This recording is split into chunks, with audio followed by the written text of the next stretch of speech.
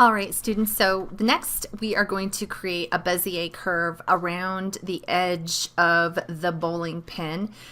This is a Bezier curve. If you took Inkscape, the digital arts class, and learned how to vector, you can also do that here. And so we're going to do that today. We're going to learn how to adjust the handles and make it so that our curve is the shape of the contour of the bowling pin. I am going to quickly start over because when I went to use my other file, for some reason I couldn't get the base of my Bezier curve to be at the 0, 0, 0 origin point. So if you run into issues, sometimes you just have to start over. So I'm going to do that. I'm going to delete my cube. I'll hit 1 so that I'm in front orthographic mode, and I want to add image reference pin reference image. I'm going to load that. Now remember, I need to make it transparent and bring it to the front. So right here under object properties, I'll come down to viewport display, and that's where I can check put it in the front. And then also if I come down to this little image, object data properties, that's where I can click use alpha and use the slider to bring the transparency up and the opacity down. I also am going to want to move the base of that bowling pin so that it is right on the x-axis. So I will grab my move tool and get a hold of this arrow and slide it up. I am going to zoom in because I want to make sure that I have a really good connect with that. Might be able to just adjust this and do it by sight. There it is. Touchdown. So the transform tools can be really helpful so that you can be precise. So this is going to be at about 2.4. Let's see. Yeah, that works great. I love solid round numbers. It's still a decimal, but doesn't have a lot of decimal spaces. And my X and my Y are at 0. And the reason why is because I'm in front orthographic mode. Okay. So I'll go ahead and zoom back out, and I want to pan, grab the hand, press and hold, and come down a little bit. So I want to be able to see as much of the bowling pin as I can. Now we're going to create a Bezier curve. I'm going to click on my select tool right here and just point out that over here in the outliner, my reference material isn't empty. Okay? And if I don't want to see that reference, I can go ahead and click on the eye, and I can bring it back up. So I'm going to go ahead for now and just hide the empty or my reference material. And I want to add a curve. I want to add a Bezier curve. So click there. You notice something yellow showed up down here, didn't you? I'm going to click my middle mouse and come around a little bit so you can see. Look, I created a curve. Not very exciting, but if I come over here and switch out of object mode into edit mode, and what's the shortcut for that? Tab? So you can just hit tab. Now you'll notice that I have a vertex here and a vertex there. Okay, if I hit A, we'll select all the vertices. I'm not really sure the chemistry or physics or whatever it is behind all of this. But over here in the outliner, I have a Bezier curve, and I want to keep that Bezier curve, but I want to get rid of these vertices, okay? Because you'll notice when I have the Bezier curve, I have these other options. I have the draw option, I have the extrude option, and I'm going to be using these two, okay? And if I delete the whole curve, if I hit tab, go back into object mode, and go delete, notice in my outliner, I no longer have a Bezier curve. So I'm going to hit Control Z, bring it back, tab to go into edit mode, and I'm going to hit A to select all. I'm going to hit delete, and now this time, because I have the vertices selected, when I hit delete, I have the option of just deleting the vertices. Look at the outliner. I still have a Bezier curve, even though I can't see it. So I'm going to hit 1 and come back into front mode. Let's go ahead and make it so that I can see the empty. And what I'm going to be doing is I'm going to be creating a curve that wraps around the contour. Scroll out just a little bit, pan down so I can see my whole pin. Click over here where it says draw, and you can see the little Bezier curve with the nodes and the handles. So click on that, and I'm going to come down with my little pencil here. It's a pen actually, and click. I really want that point to be 0, 0, 0. And you notice that it's pretty close. 0.007 is pretty close to 0. So let's make all of these x, y, and z values 0 so that the origin of my Bezier curve is at the actual origin. Now, just like with our cubes, we can also extrude the Bezier curve. So we're going to use extrude, and you'll notice when I hover here, it says that the shortcut is E. I'm going to go ahead and hit E. And you'll notice when I do, if I pull my mouse, that I am seeing this curve being extruded. I will click my first point over here at the base of that pin. Let me scroll in so I can show you what's going on in my head. If I hit move, I can move that around.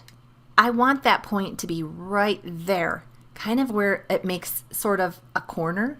Now I'm going to extrude, but I'm going to zoom back so I can see a little more. Now, we don't want the move tool anymore. We want the draw tool. Actually, I'm going to use the select tool for just a moment because I want to make sure that I have that vertex selected because I'm going to be extruding upon it. You can click on your draw tool. Well, you can click on your extrude tool. You can just hit the letter E. How about that? Hit the letter E and you can extrude that. Now I'm going to make that point right about here, halfway up that curve. And then that curve is going to change directions and go this way.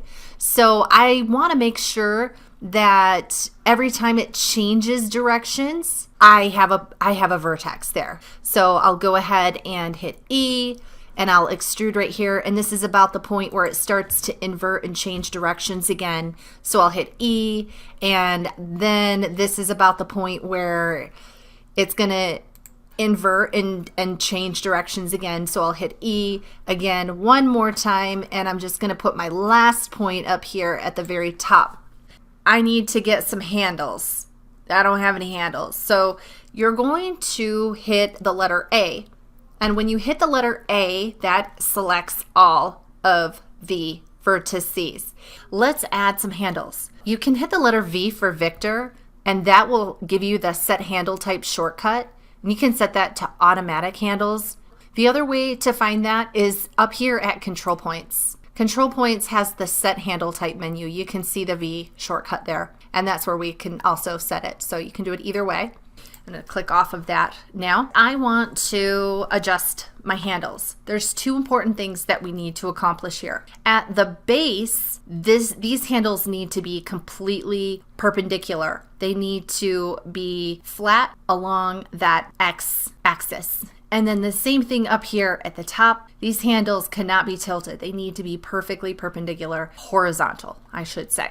So let's start with the base. I'm going to go ahead and pan up and zoom in real close so that I can see my work carefully. I'm going to grab my move tool. I want to select this vertex here. And remember, if you're going up and down, that's the Z direction. If I go up, that's positive Z. If I go down, that's negative Z. If I'm going to put this right along the X axis, that X axis is at the 0 value of Z. So let's change Z to a 0. And when I do that, you'll notice that the other handle also adjusted with it. If I grab this and I move it, look at the way the handles are connected. That's because I'm in automatic mode. I'm going to hit Control Z to undo that and leave it just the way I had it.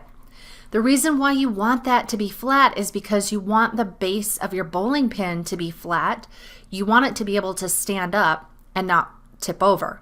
So now that I have that, I'm going to go ahead and click on this vertex. And remember, I have my move tool, and I'm going to just create that little hug along the bottom edge of that pin. It is flat along the base, but it also curves a little bit. It's got that tip factor. Next, we're gonna adjust this curve so that it's hugging the edge. I think one of the things that's gonna help me with that is if I grab this handle right here and I set that so that it's not gonna impact this handle, because if I grab this and move it, look at it, all that work I just did at the bottom, it just spoiled it. So I'm gonna hit Control Z. So I have that perfect little curve that I just established. With this one selected right here, I can hit my V and I can change that little handle to free.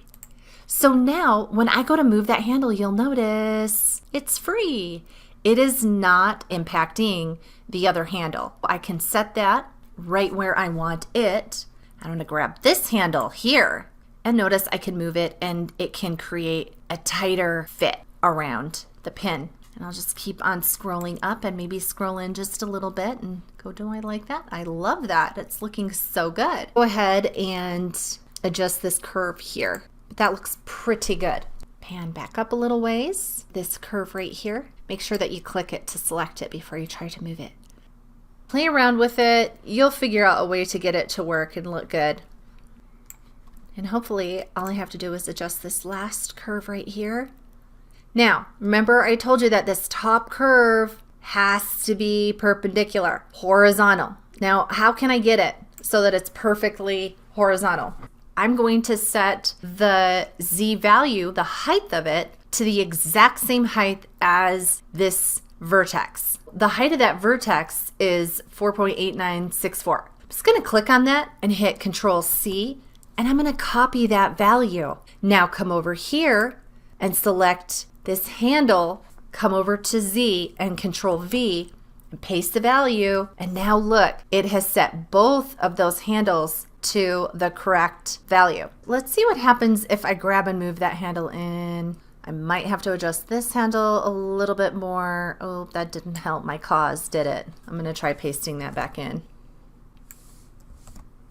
That isn't exactly gonna be the perfect shape of the pin, but that's okay. In the grand scheme of life, it's looking pretty good. So there is your curve. I have a tendency to be kind of a perfectionist about it and want to make everything super perfect. If yours looks pretty good, you don't have to be as crazy. As long as your top line is horizontal and your bottom line is horizontal, you are golden. So congratulations, you've created your curve. You're going to save it, File, Save As. Make sure that you're in the right folder. I'm going to save this as version 2 and I will click Save As. Perfect.